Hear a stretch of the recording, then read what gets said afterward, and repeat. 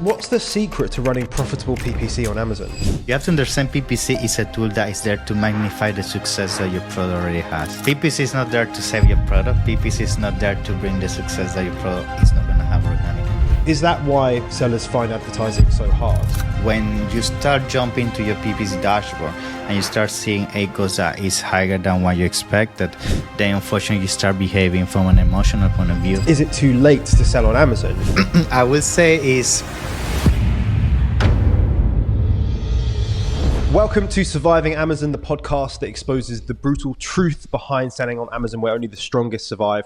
We bring you insider stories and strategies from experts and sellers who've been through all the ups, the downs, and the moments that made them question if it was even all worth it. I'm Jonny Bradley, and today we're joined by Vincenzo Toscano. He has bombarded his way through the madness of selling on Amazon. After ditching his life as an aerospace engineer for selling on Amazon, he found that he had systems and processes that were working for him, and others wanted to know his secrets. He went on to found the full service agency for Amazon and Walmart e-commerce. He's also the host of the E-commerce Lab podcast, where he discusses all things Amazon. And when he's not doing all of that, you can find him basically at every single Amazon event globally. Yeah. Basically, this man doesn't sit still. So he's lived it, he's survived it, and he's here to share exactly how he did it. So Vincenzo, my first question is, how do you survive Amazon?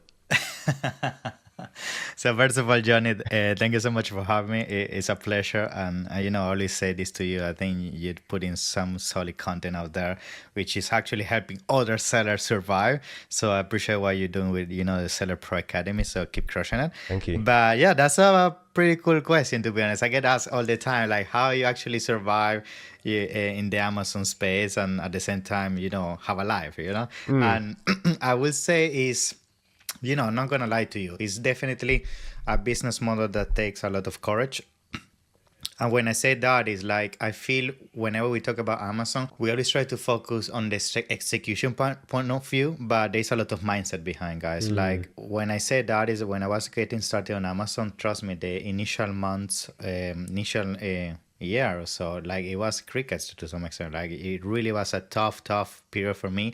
I think the reason why I want to start this answering this question with this is because I'm sure for a lot of you Amazon sellers that hearing this podcast, just as you guys, I did the same. I was devouring content day in, day out. And I think when you start hearing the success stories from people like Jonny, like myself and so on, you might start thinking, oh, it's actually easier than what it is, and you might start creating this expectation that you need to succeed tomorrow. It takes a lot of hard work. So I want to start with that because I feel if you have the mindset in the right place and you understand that if you are really loving what you're doing, and on top of that, you really trust the process with all the things we will try to teach you, it's a matter of time before, you see the light at the end of the tunnel. I was going to say, like, just on that, there was something really cool coming after that, I know. So hold that thought. Is it like a cliche, right? Because I hear this a lot, particularly when I very first started in business. There's a few cliches that I would hear, like your network is your net worth. And I was like, yes. Bullshit. Like, come on. Really, it's just about, making money. Throughout my career as an entrepreneur, I've realized that couldn't be more true, right? And the mindset thing of 80-90% mindset, I think you're so right, because if the first year is tough, right, you're starting a business, the first 2 years is really tough because you've got no money, right? You're always investing in more stock. It takes a lot of mental fortitude to actually push through that. And what people, I guess what you said is that, we make it look easy, but we say that it's hard, but make it look easy. And sometimes people don't believe that. Yeah, I would say, and if I'm honest with you, the reason why it's difficult a lot of times is not on the execution. I mean, don't get me wrong, there is a lot of strategy. A lot of times the reason why people fail is because you don't have the mental bandwidth or the energy to keep doing the consistency in terms of a task to get you where you need to go to have successful brand on Amazon. So I can tell you, like, I know so many people had amazing products, amazing brands, amazing ideas, and they just couldn't, sustain the load in their shoulders of having to go through this a period that you're not gonna have success, but still you have to believe in yourself and stop all the outside noise, because while you're going through this phase, it's not only your mind playing trick on you, it's also your mom, your father, your brother, your friends say, oh, why are you doing this Amazon thing, or all here and there. And we're talking Amazon, and this, of course, is a focus, but it comes with anything that you do in business. Every single time you try to do something as an entrepreneur, people around you is going to look at you like you are an alien, because the reality is that being an entrepreneur is not common these days. People unfortunately, it's not as before. The entrepreneur was a big thing. Now it's getting more and more difficult for people to understand the effort it takes. And if you're one of them that really want to have that as part of your life, you need to understand that you're going to have a lot of difficulties. But trust me, once you get over that mountain, it's so beautiful being able to say, all my effort is paying out. And I think the biggest prize you're going to get is being able to do whatever you want with your time. For me, at this stage, if I'm honest with you, it's not even about money anymore. It's about the fact that if tomorrow I want to go to Italy and visit my grandparents, I can do it and I don't have to ask for a holiday, right? So this is what it's all about, right? Now, let's jump into strategy because we came here to learn Amazon stuff. I was getting too Tony Robbins here.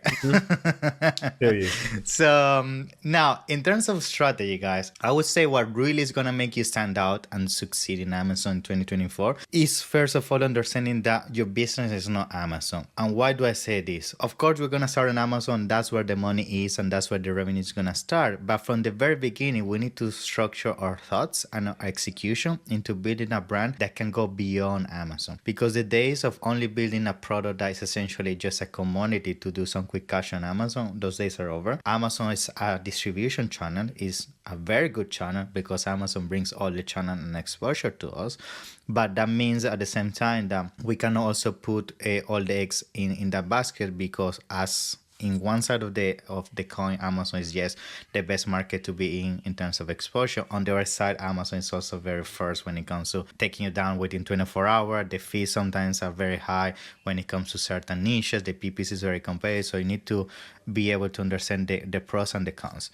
When you understand that and start seeing that Amazon essentially is a huge opportunity but has its flaws, that's where you need to approach with the omni-channel approach. And then, of course, we're going to go into the details and all of that. Amazon in 2024 has to be attacked from the perspective that I'm going to put my brand in Amazon. I'm going to create the cash flow. I'm going to create the consistency in terms of, people finding my product and buying on a repetitive basis so I can build up the revenue. And then I'm going to use that to spread my wings into DTC, into TikTok Shop, into Walmart, into eBay, into Etsy. So many ramifications you can take.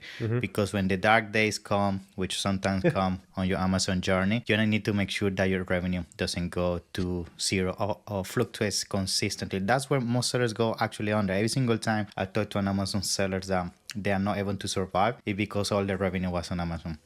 So if you take this approach from day one and build a brand that is built to go beyond Amazon, that's the first huge check I need to put on my product research, on my brand development, understanding that the product has to be omni-channel friendly. We can call it. You've got to be able to sell it. And I did a podcast with one of my friends I've known for years called Jordan Kilgour. So he has a gaming company, and they had this problem with Amazon. They started 2016, 17 or so, and they had most of their listings taken down overnight, and it was because of drugs, right? And it was a gaming controller. So their revenue dried up literally overnight, and they were getting 95% of their revenue from Amazon, and that forced them to move to TikTok at the time. That was a very good move for them, but it was something that if they had done that previously, they wouldn't have had that period of like, oh my god, we've got like bills to pay, we've got staff, we've got a warehouse, and we don't know if we're gonna have to lay people off in a minute. If there's people that are starting listening, one thing they might be thinking is, right, as soon as I start, I've got to get off of Amazon, which I don't think that's what you're saying. What I believe you're saying is use Amazon because it's a marketplace with millions of customers.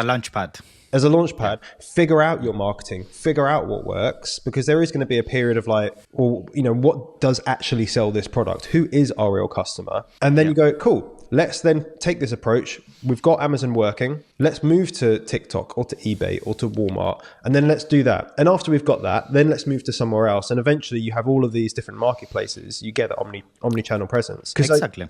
You know what people like Tony Robbins, right? You know what people say where they're like, oh, you've got to have 7 streams of income. And people think, right, well, I've got to start and I've got to get 7 straight away. That's not how it works. You get one working and build on top of it. And you build, exactly. You build it. And I think something I want to say, like when I mentioned, the reason why I mentioned that this has to be done from day one is because as part of your product research, actually, this can be already a criteria you can put in place. And what do I mean by that? Let's say you're looking for your next product to be launched or create your new brand. Some of the things I, for example, look at all times with my products and my customers is making sure the product is social commerce friendly. right? This means I want to come with a product that can create that wow effect. It's actually a funny product to showcase in camera. It's a product that influencer can easily integrate during their lifestyle or blogging or things like that. Because now what it allows me to do is, by me understanding that social commerce is to stay, and we see TikTok Shop being so big now, and we see other platforms integrating more and more the shopping within the social media interaction, your product has to be friendly on those channels. If you only now think a product from being friendly to Amazon, that's it, you're capping yourself into the potential that you can have outside of Amazon, and that's also potential to do more revenue, more profit, and so on. So that's what I mean, that don't always do your research based on blindly Amazon numbers. Also go a step forward and think, oh, actually, can this product potentially end up on a retail store? Can this product potentially also be a part of an affiliate network? Can this product be part of a platform that has nothing to do with Amazon? Because then you can start designing the blueprint of how you can reverse engineer that into your branding and so on. So that's essentially what I'm trying to say. Yeah. Okay. Fantastic. So, like, if I was to sell a Ziploc bag for sandwiches, it's like, am I going to be able to sell that yourself? Yeah, it's more of a commodity. Like, people just buy it based on price, and like, I'm not going to be able to get influencer deals where they're saying, "Oh, this is the best like Ziploc bag you've ever had." It's not going to work, is it? We do see that happening a lot, and I've seen definitely for our clients, the people that are able to have those products are easily demonstrated. They have a very good use case. There's maybe a particular pain point that someone's looking to get out of, or someone where they're moving towards the pleasure of using the product. Not in that way, Vincenzo. Come on, not like that.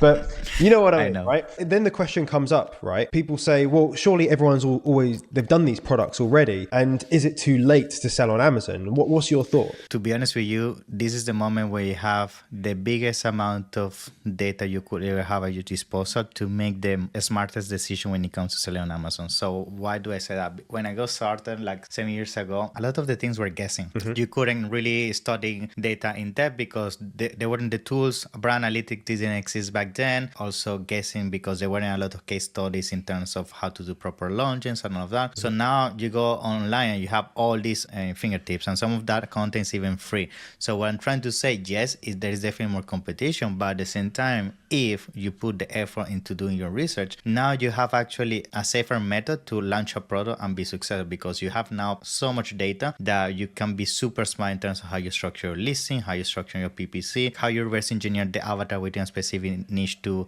create the right images, which before 7 years ago, you wouldn't even do that. You would just put random images. Now, there's so many tools out there, like for example, Product Opinion. You can actually properly analyze an audience and make sure your images connect from an emotional point of view to actually convey a conversion. Just to give a quick example. The thing that is actually late in terms of Amazon, to answer your question, is yes, if you're telling me you're coming with $1,000, yes, it's late to launch on Amazon with $1,000, 100%. But if you actually see this as a serious business, which is, actually having a budget in place that is significant to cover your inventory, your advertising, have also some cash on the side to cover your second batch of inventory and other miscellaneous costs that come with running a business, then I would say if you do your due diligence, do the research, and the data is there, there's no better time than today. I think the reason why people think the Amazon era is always because Amazon, unfortunately, 7-8 years ago, was seen as a quick way of making money. Just the same thing happened with crypto, the same thing happened with NFTs and all of that. I have friends that are making money with NFTs. I have friends that are making money with crypto, but there's no noise in the market anymore because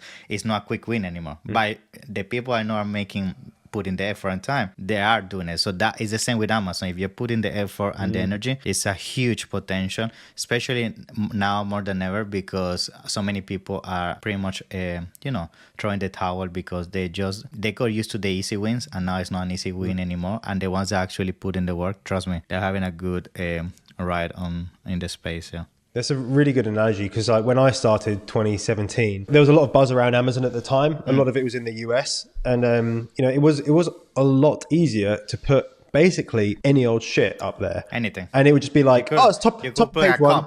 A cup and make thousands. Yeah, and I quickly saw, hey, like, this doesn't look sustainable. Like, it looks like it's going towards branding. And obviously with the new brand tools that they give out with Amazon, with the incentives that they give brand owners, it's kind of like writing on the wall for years saying, hey guys, we want to focus on brands, not on, cheap, shitty products. And, Amazon, I think it's always going to go that way, and it's going to get harder. But I think the nice thing that you said is that as it gets harder, for those people that really want to push and do the research and figure it out, then the tools are there. And those tools are going to get a lot better as well over the next few years. If you think about how AI tools have helped us in the last 6 months, how they're going to affect going forward, I think is going to be incredible, especially with imagery and getting into the customer's head and being able to speak to them. I was doing some work with ChatGPT today, looking at doing a new product, or we are doing a new product, and wanted to find a way to be different to all the competitors. So took all the copy from all of them and said, analyze all of this for the pros and the cons, right? What's good about their copy? What's bad about their copy? And it spits out a bunch of ideas. And then you can go, cool. So write me a new copy, which gets rid of all the cons and keeps all the pros. And it goes, cool. And it's all done. I'm not going to use all of that, but I'm going to take influence from that to then make our listing copy so that we're trying to fill some of those gaps. Doing that 5 years ago, or even 2 years ago, would have been a manual, horrible process. And unless you're a copywriter, it's going to be really, really challenging. We say now is a good time. The next best time is going to be tomorrow, right? But I do think that what you're saying is true, is if you really put the time and effort into it, and particularly the consistency, then there is a lot to be had. I know this is a long-winded point, but I'm circling back to it, because when you have those times where it's make money online, this new opportunity stuff like it was a few years ago, a bunch of people flood the market. They all kind of get wrecked and end up, going off and doing something else, leaving the people that actually want to do it. And I think we're at that point where we're left with people that want to do it.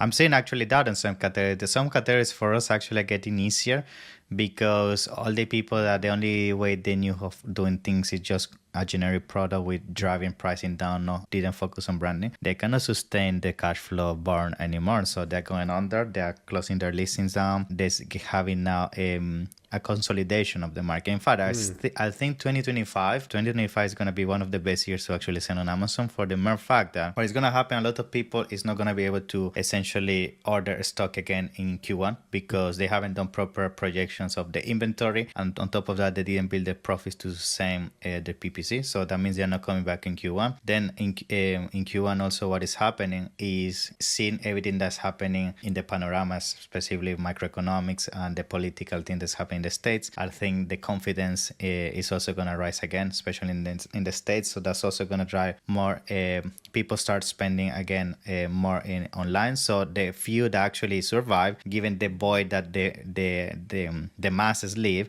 and the extra influx of population going back because of confidence in their behavior of shopping online. That's my prediction. So I think 2025, if you really put your effort now on building a product, it's going to be one of the years that you can also take advantage of those voids, because those voids usually in Amazon it happens all the time. You have saturation, then saturation goes away, then saturation come back. So I think next year is going to be a void, and you can definitely leverage that. Just make sure, of course, which we're going to talk now in the coming points, you implement the right strategies in place in terms of validation of product, PPC, and launches, so you can successfully scale the brand forward. Yeah. Can we talk about Cosmo and Rufus? Because I want to understand your thoughts about this, tying into this 2025 thing, right? I ordered for the first time using Rufus the other day. It was a heater that I've got set down here, right? I didn't know which one to buy. I was like, I want one to fill this room. It's 40 square meters. I want it to turn on before I get in, blah, blah, blah, blah, blah. And the option that came up as the second referred product was, if I searched for the main keyword that I was really searching for, it was 8th, 9th or 10th in the search results, but it came up second. The first one, I didn't buy it because when I went to the listing, I couldn't validate what Rufus had said. It said it has this, that, and the other, and I couldn't validate that with the images, so I didn't buy it. I was like, I don't trust it just yet. But I bought the second one. So I think that potentially leaves a big wide door open for people that optimizing for more natural language, for benefits, for use cases, for different activities.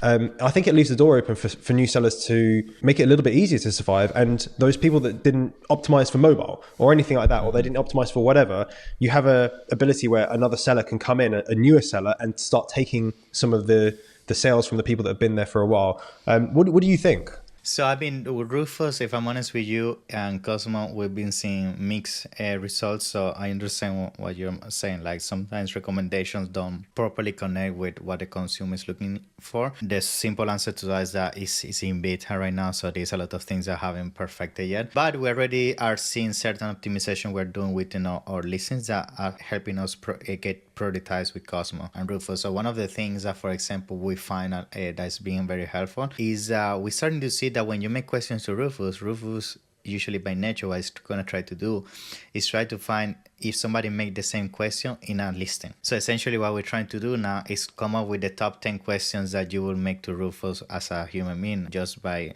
common sense. Like, I need a heater, as you mentioned, that heats the room under this capacity, or is automatic, or doesn't overheat. So many questions you can make. And you can generate this question with ChatGPT, by the way. If you don't know what kind of question, you can create them. And usually by adding these questions on your listing and then getting my answer, then that's gonna actually, from an SEO perspective, when Rufus try to connect your question with a listing, your listing can get prioritized because you have those questions in the listing.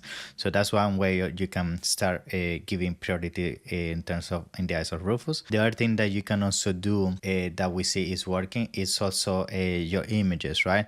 So something that we're doing with all our listings is that we make sure all our listings when it comes to images are run through something called Amazon Recognition. Amazon Recognition is a AWS service and you get 1 year for free. Essentially, Amazon Recognition, what it does, it uses machine learning to tell you what an image represents on Amazon eyes. Now what we're making sure is like, if let's say my heater is meant to reflect on an image that, let's say your heater is able to work outdoors in your garden, so you can use it next to you in the garden and it hits you. Therefore, what we try to do is come up with an image where the heater is outdoor and everything, but we try to do multiple iterations until the machine learning, what it reads is heater, outdoor, garden, and then it can be patio. Exactly. Yeah, exactly. Yeah.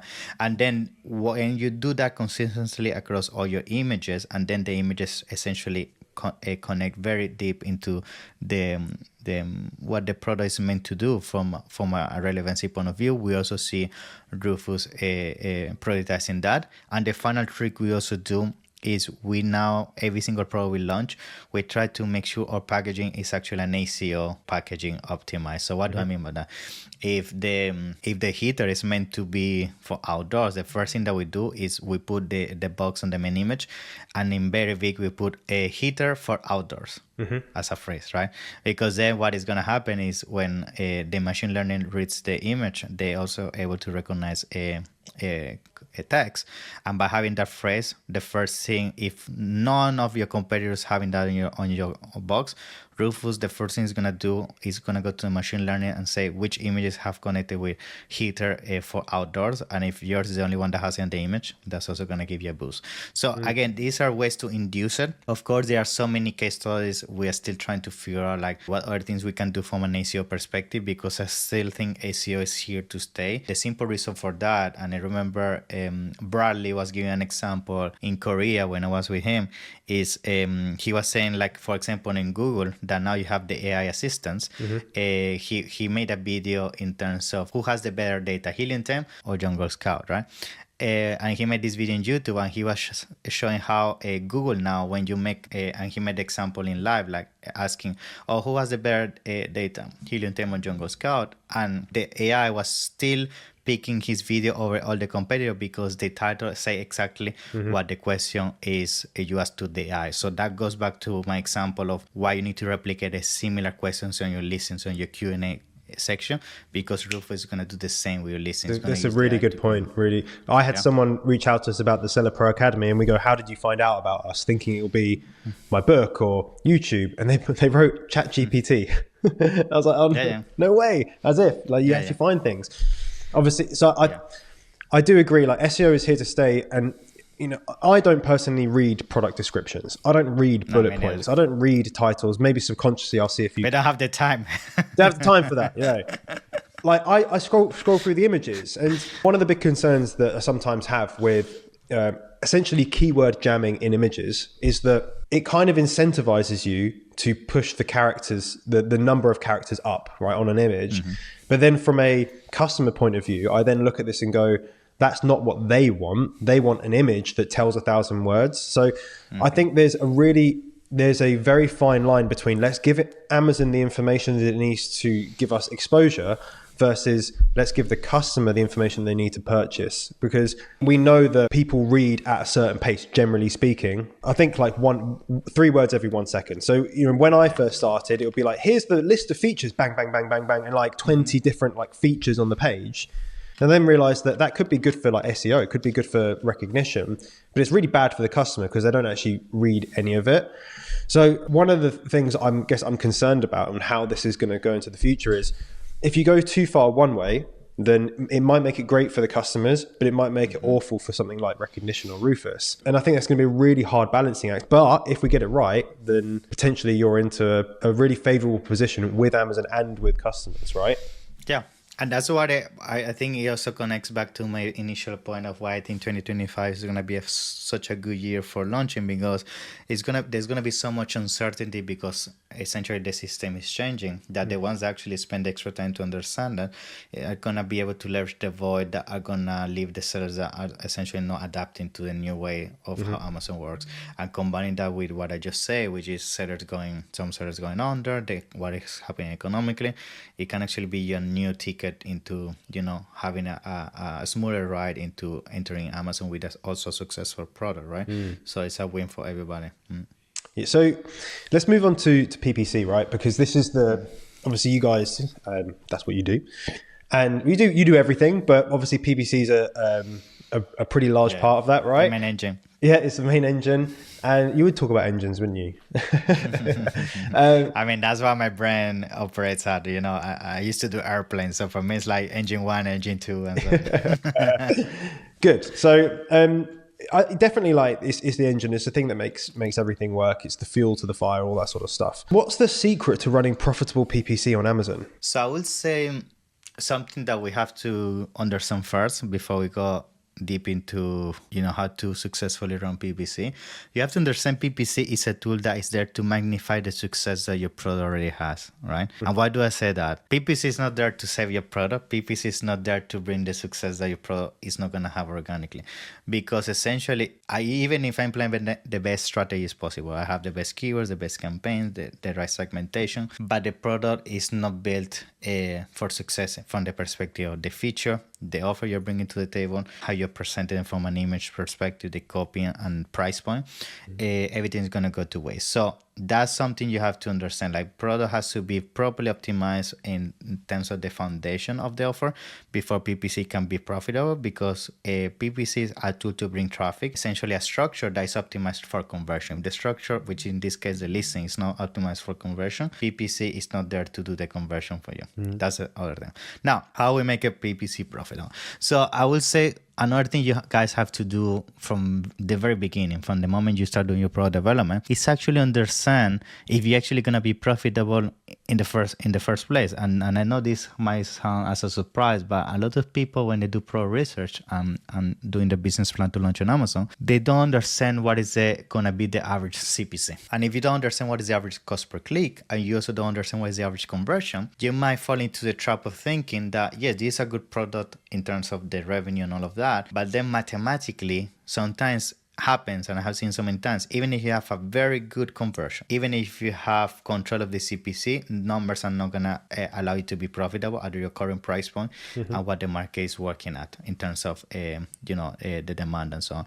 So that's why you need to make sure that you understand this before you actually start the conversation if my PPC is gonna be profitable or not, because sometimes the math is just not there in terms of even if I reach 20% conversion, which is very good on Amazon, and I keep control of my CPC, those two variables are the main drivers of your ACOS, TACOS, and so on. I would say, making this really simple, if I had a 10% conversion rate and I had £10 worth of profit in my product that it was available, and my cost per click was £1, every 10 clicks I got one sale, but that one sale then became unprofitable because it cost me £10, right? Exactly. Yeah. That's exactly what I'm trying to say. Like, that's the thing, you have to understand that sometimes if your price is not within the bandwidth that mathematically makes sense in terms of the average conversion, the average cost per click, there's no point in going through all this hustle, because even if you reach the optimal status of your main competitors, you're not gonna get there. And you may ask yourself, okay, but why these sellers that's still there if numbers don't make sense? Because I can guarantee you the reason why they're profitable is because they have a big chunk of sales coming from organic, like 60-70%. So they're able to offload the unprofitability that PPC might be bringing to them, right? So on those scenarios, yes, it makes sense to keep selling this product because they are not paying for the CPC, but you are when you're gonna launch. And unless you are able to go through that huge cash flow burn, it's not gonna be worth it. Yeah, I was just gonna ask just about the organic versus PPC split. One thing I say to people, and feel free to prove me wrong here. This is a genuine question. That I say, look, you know, when you're ranked and you're getting organic sales, and yes, you're getting 60-70% organically, I would say spend as much money as humanly possible on advertising, and don't care about your ACOS, care about your TACOS, right? It's like, what's the advertising as a business? Do you see people at scale doing that, or do you still see people just saying, well, I want to focus on ACOS? Like purely? I would say if the conversation when you launch on Amazon is to purely focus on profitability and ACOS, unfortunately, that's not going to allow you to scale, because the way Amazon works is that in order for you to have a sustainable growth, you need to make sure that essentially you build an organic ranking, right? And in order for you to build an organic ranking where you have none, essentially you had to sacrifice your profit in exchange of you making an investment or upfront investment to subsidize essentially your sales by bringing extra traffic that you need to compensate your lower conversion because of having a lower review rate, and be able to reciprocate more sales, which those sales from a PPC perspective bring organic. So you need to understand how the Amazon machine works, because sometimes I have these conversations all the time from people that might come from not the Amazon world, might come from the retail world or other channels, and they don't understand why I need to lose money to successfully scale on Amazon. It's like when you open a store. Like when you open a store, you also have upfront expenses from the perspective of, I have to open the store, I have to buy the furniture, the wage of the employees the first few weeks while I get sales. The same is with Amazon. It takes time for you to get at the profitability point, and that is usually reflecting a higher ACOS, which again, as long as you track this and you're having a high ACOS, but other metrics are pointing that you're moving the right direction in terms of success from the perspective of my organic ranking is actually improving and getting more market share, my impressions are increasing, my clicks, that's actually a signal that even if from a numerical point of view, things might not be seeing that they're moving the right direction, you're still having a significant growth that's going to then put you in the position to be profitable. Okay, perfect. So you track your keywords, essentially, right? And make sure that anything you're doing when you're launching those first, couple months, 2-3 months, is if you don't track, you don't know what's happening with the keywords from a ranking perspective, then what are you really doing, right? You're just feeding Amazon, and you're paying, you're putting money into their bank account, right? We've got to be able to get organic exposure. And is that why sellers find advertising so hard? Yeah, so I would say that's one of the reasons, because when you start jumping to your PPC dashboard and you start seeing ACOS that is higher than what you expected, then unfortunately you start behaving from an emotional point of view, right, and a tactical, analytical point of view. And that's where people start doing adjustment on a daily basis. They don't wait for enough data to be attributed to a keyword or a campaign to actually understand if the reason why I'm getting this performance is because of maybe a specific event, or it's actually consistency that might prove a specific action on my campaign. So you need to understand that PPC, as soon as you start getting emotional with it, that's where things can go sideways very fast. And you have to be smart enough to design your guidelines that define what success looks like from the perspective of organic ranking, from the perspective of my expenses, my ACOS and TACOS. And if certain thresholds are hit, essentially take action as you have defined, and stop seeing it from the perspective of I'm losing money, I'm going to put all my campaigns off, all my keywords off, where the momentum dies. And then by the time you realize all the effort that you put on this business now is going to essentially go to waste, and you need to start everything from scratch, right? As a PPC agency, right? You must hear this quite a lot from clients when they're like, oh, no. And you must probably have to put out a lot of fires, and they come to you emotionally, and you don't have to call out any names. But I assume you must see this quite a lot. And I get this, right? People come to me and they panic, and they're looking at a day. They're looking at yesterday's results, and they're not looking at the whole month. They're not looking at their keyword rankings. Is there something you have to say to people to just be like, chill? Like, how do you do that? Yeah. I know what you mean. Is such a tough thing, because I sometimes think that, yes, we as an agency not only are in charge of execution, but sometimes we're also psychologists to some extent. Because the reason why I say that is because, I mean, of course, for me and now it's easy to stay calm because I know how things work and what are the timelines for certain things to take effect.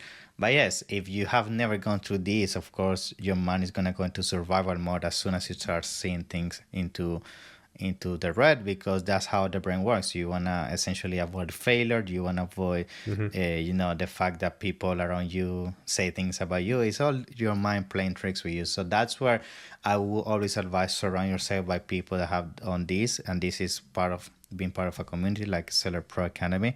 The fact that then you can be part of a community that, you can share your concerns and they can tell you, yeah, that's going to be normal. Don't worry. You're going the right direction. That's going to take you a long way. But if you don't have that, I would say something that you can definitely use as well as a piece of wisdom to keep the right when doing this is define very clear goals before the launch, as I just said, and understand that if the goal for you is organic ranking, that's gonna be the goal. Stop focusing on ACOS and start focusing on tacos, and make sure you give your time to also let things play out. Like, say, I'm gonna let myself 4 weeks or 8 weeks for my organic ranking to get here, because I know these are my main keywords. I know that once I get here, these organic sales are gonna kick in and my taco is gonna lower. For 8 weeks, I'm not gonna emotionally take any action or to make campaigns of killing the momentum, because I know by having a look at people in the space and strategies that's the way of doing it. And I'm telling you, that's the way of doing it. Like we do all the time. Unfortunately, we have to lose money every single time we launch a product. I need you to hear this. Like, I haven't seen actually a lot of launches where you actually make money the first few weeks. It's the way how Amazon works. And as long as you understand that, and you understand that after you go through that process and you believe in the process and the process is the correct one, things are gonna come and start playing in the right direction for you. So you just have to understand that it's part of the game. Yeah. I think that's a good mentality to use, and that's definitely more of an analytical approach rather than an emotional approach. Of saying we've got 8 weeks, this is the goal. The goal isn't have a low ACOS, have a low TCOS, have all the sales, and have all the rankings. It's something very specific of we want to rank within the top whatever position for these keywords within this time frame, because we know that if we were to rank in the top 1 to 3 positions for that keyword, we might be able to get X percentage click share from that keyword, from that amount of sales, and make this much money. You can backtrack it all, can't you? You can work it out, like, well, what can we get if we actually rank for these keywords? And then say, well, here's my budget for the PPC. This is what I'm willing to spend. I'm focused on sales. I'm not focused on ACOS. And then you'll end up getting the result. Whereas the other person that doesn't do that, they start the PPC and they go, oh, turn off. Oh, reduce the bid. Oh my God, we're making sales, but unprofitably, turn it off. And they end up, basically just suffocating themselves so that they can't breathe. And I think that's really hard. Like, particularly with when I first started with checking sales on the Amazon Seller app, I found it to be like a blessing and a curse, because when sales were good, I'm like, oh my God, crazy happy. Like, I wake up in the morning, swipe down, like I've done well. And if I've only just woken up, I'd then relax. I wouldn't put as much pressure on myself about doing work. And then equally, if there was hardly any sales at the beginning of the day, I'd panic and I'd act emotionally. And it got to the point where I had to delete the app. I just deleted it off my phone. I was like, I cannot continue to look at this first thing in the morning and last thing at night when I'm like checking to see if I've like made enough sales today. And that was a big change, because then you can go onto the computer, you go onto Seller Central, and then you do the analytical stuff. You say, well, these are my guidelines. This is what I'm here to do. And then I'm going to go and do it. And then eventually, once you can get that done by someone else, right, like you guys, then that takes that emotional thing completely off your hands. So you don't have to worry about the PPC. It's just, it's being handled by people that know what they're doing, and you don't have that big emotional, attachment to it. So I think there's stages that you go through as a seller. They're like, stage at the beginning, right? And then eventually realizing, okay, this is how I need to run the business. I think that's the beauty as well of working with a partner that can help you with that, because we, at the end of the day, we don't have the same emotion as you, so we actually execute from a technical and data driven approach, which makes sure it doesn't interfere with the process. But I agree, like sometimes that's where people come to us and say, I cannot deal with this stress anymore, I need you to do it, and it can be beneficial. So it all depends on what is the type of dynamic that make you more comfortable in terms of running your business, and making sure that whatever that dynamic you choose is the one that's actually gonna ensure the business is scaled efficiently. Yeah, that's a really good point. Now, you do a lot of work with Walmart as well, right? And obviously for people in the UK, they might just be like, why is that significant? But if you're selling in the US, this is like really important, right? So are you able just to talk a little bit about, if I'm a seller selling in the US, like what's Walmart all about, and why maybe should I be using it? What's the big opportunity? So I would say Walmart in the US is more essentially an opportunity that is designed, I would say, for people to set themselves for success in the coming years. And I'm going to explain what I mean by that. Walmart, month after month, I know this because I constantly meet with them and we have brands and we do a lot of expansion there, is growing in terms of search volume, in terms of revenue. On average, we see brands doing 10 to 15% what they do on Amazon. So it's not a significant addition of revenue. But given that I see all the things Walmart are doing, which are very similar to what Amazon has done in 2014, I clearly see a path. Walmart is gonna eat a lot of the market share in the next 3 to 5 years, and now it's an early to market a strategy move in terms of setting your listings there, getting the organic ranking, getting a lot of reviews. So when the traffic explodes, which is already increasing month after month, you can leverage that influx into your business. So it's definitely a good way as well to diversify yourself. And on top of that, which we have some clients, if you also sometimes become a unicorn, which there are already many cases where you start selling more on Walmart than Amazon, or you start selling very well, that's also a gateway for you to get into retail. We have some brands that, because they did very well on Walmart, after 1 year they were able to apply for the gold ticket, which is when Amazon bring you into the stores, and now they also have a retail presence, right, thanks to proving themselves on the Walmart online platform. So that's what I mean, and connecting back to my initial point, like the fact that you start designing a brand and a product to be beyond Amazon and be able to actually be a multi-platform omni-channel is definitely something that's going to open so many doors in the years to come.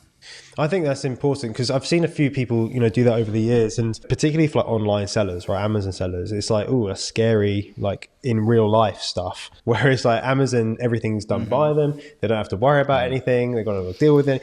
If you go and sell in B&Q or Homebase or something, or in John Lewis, Debenhams, anything like that, it feels a lot more challenging, right? Have you seen a lot of that in the past? And do you think it's worth sellers going, look, let's see can we get into a physical store?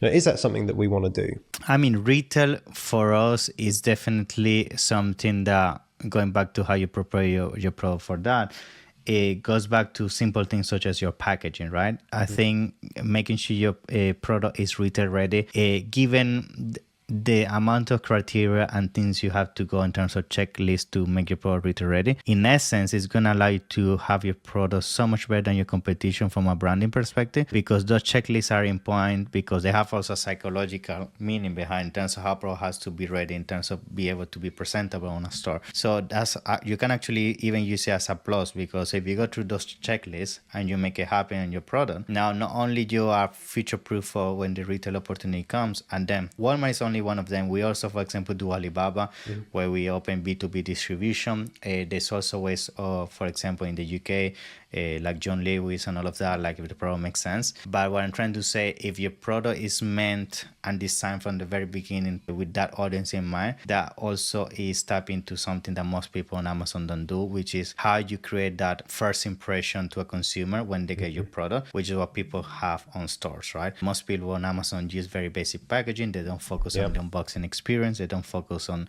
the giftable opportunity. And if you do that, even if you don't have the opportunity in your hand, yes, that's gonna take you so much more further than your competition. I agree, because you never know who's buying that product. It could be a buyer for those companies, right? It happened to me once. It happened to me. One of my products got bought by a retailer, and suddenly I got like 100 unit order. I thought it was a guy that was trying to do like, buy the inventory and resell it and everything. I know 100 units. Then I got an email. Oh, we really like your product. We want to get it into 50 stores. Can you open a wholesale channel for us? And like, wow. so yeah, cool. Yeah, so that's I said I did a talk about this, and it was like, the title of the talk was, you never get a chance to make a first impression, like another second chance to make, what am I saying? You never get a second chance to make a first impression. But I actually rephrased that. The second impression is far more important than the first when it comes to selling on Amazon. So you sell the product. We put all of our effort into marketing and getting someone to actually buy the product. But once you buy the product, if it doesn't live up to the expectations, that means that people have buyer's remorse, they might return it, they won't refer it to a friend, blah, blah, blah, blah, blah. When they get that package, I think the statistic is probably not exactly correct. So 60 to 80% of people will not buy a product or rebuy from a brand that has poor packaging. Not because of the product, because of the thing that they're going to throw away. They won't buy again because it comes in like a brown, horrible box. And that really like, it shook me a little bit, because a box play that much of an impact. But the studies say that it does, that if you put something in a luxury box, people are more likely to buy from you again. But if you don't put it in a luxury box, they are very, very unlikely to buy from you again, even if the product is good, which I think is crazy. You think, you know what I mean? So the impression is about everything. I think there is a famous YouTube video somewhere. I followed this experiment. They created this luxury store. Maybe you have seen this. And it was like brought out of China, like very cheap clothing and everything. And just because they made a fancy store with champagne and marble tables and super expensive furniture, the same shoe they were selling for $500 and people were paying for it. What I'm trying to say is, the impression, the perception sometimes can get you so further in branding, and also the way things are perceived, that people pay a premium for something that is actually in the essence of the manufacturing of the product, no premium. I agree. I think we're rounding up. So when people want to contact you guys, what's the best way? You can find me as Vincenzo Toscano, very easy to find on all social media channels. Ecomcy as well. You can find us at website ecomcy.com, ecomcy.com. More than happy for you to go to our website, book a free consultation with the team, and hopefully we can have a discussion about how we can partner with you and help you scale your brand on Amazon. Exactly. Or go to any event and you'll probably be there. Exactly. Yeah. I come to an event and I make sure I take a selfie. Thank you again, Vincenzo, for helping us survive Amazon. Now, look, guys, if you've liked this episode, you found it helpful, please do share it with other sellers. Subscribe, comment, and like if you're watching it on YouTube or whatever, so we can continue to help other sellers survive on Amazon. Thank you again, Vincenzo, and see you soon. Thank you. Bye-bye. Pleasure. Bye-bye.